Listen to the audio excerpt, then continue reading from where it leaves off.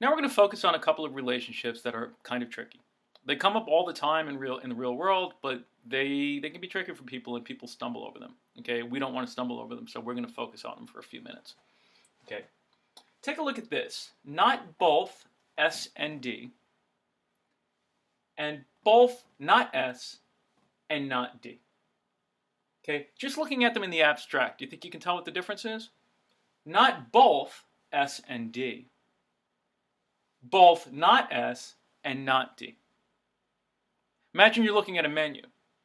What's the difference between not both soup and salad? Both not soup and not salad. Okay, well, not both soup and salad means you can't have both, right? Both not soup and not salad means you can't have either. You're going hungry. You're not getting soup or salad, right? Those are different things. We want to understand the difference between those two logical relationships. And we can express that difference in our symbols. So, when we say not both soup and salad, we're saying this.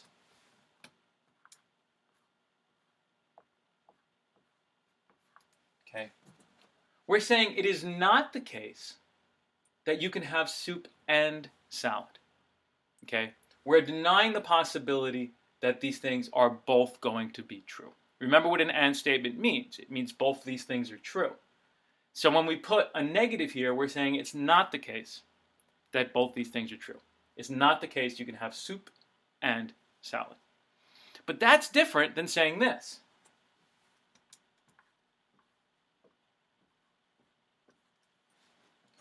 Both not soup and not salad, that's different, right? This is saying no soup for you and no salad for you. This leaves open the possibility that you can have soup or salad. You just can't have both. This is telling you you don't get soup and you don't get salad, right? An important logical difference that we want to be able to understand. Okay, another sort of thing similarly that trips people up, this one has to do with the disjunction. This one has to do with the or statement. Okay, that's these two. Either not S or not D, and neither S nor D. So again, you're checking out your menu, okay? Either you can't have soup or you can't have salad. Okay? That means one thing. And that's different than neither soup nor salad, right? So how would we translate these? Either not S or not D would look like this.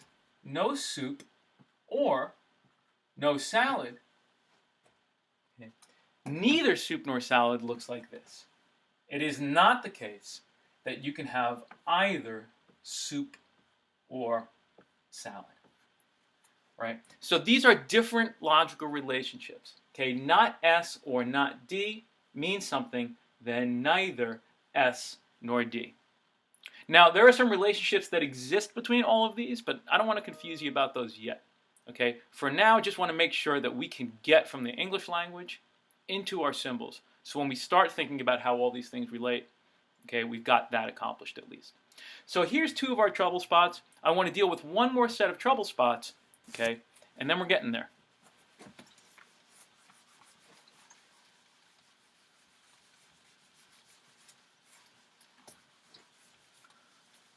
Another set of trouble spots has to do with the if statement, or I should say the implication statement, if then. Right? So the most common, the easiest things to translate would be this. If A, then B. Okay, we know how to translate that. That's A implies B. Okay? Now, here's where things get tricky.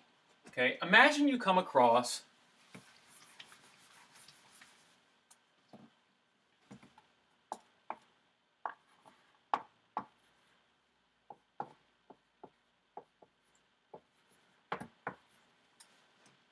statements that look kind of like this. I'm using variables, right?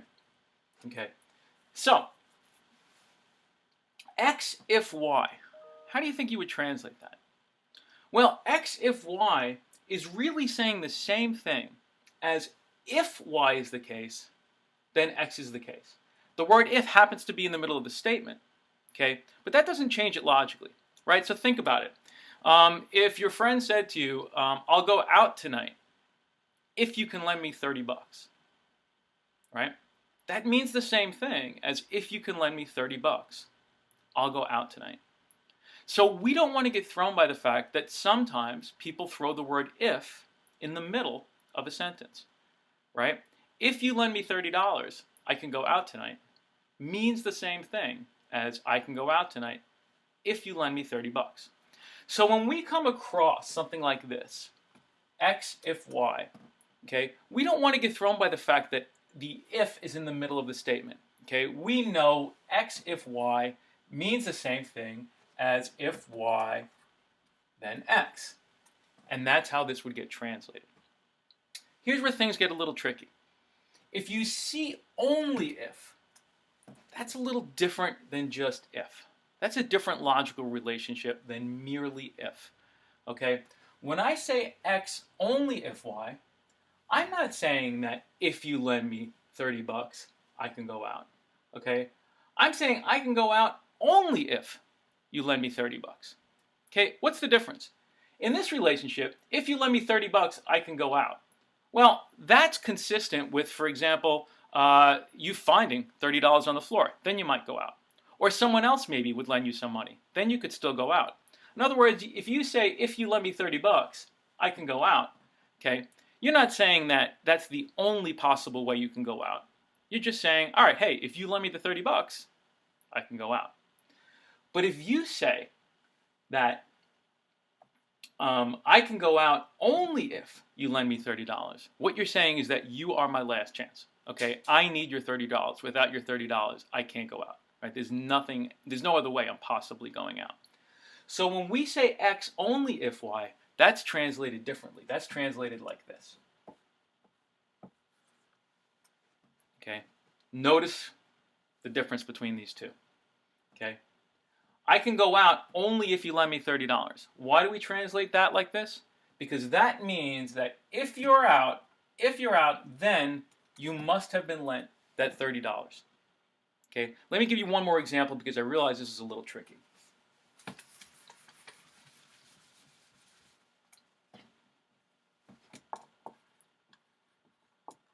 There is fire only if there is oxygen. Okay, there's fire only if there's oxygen. Okay, actually, I'm not sure if oxygen is O2 or not. I'm just going to make this O. I got to go back and study my chemistry.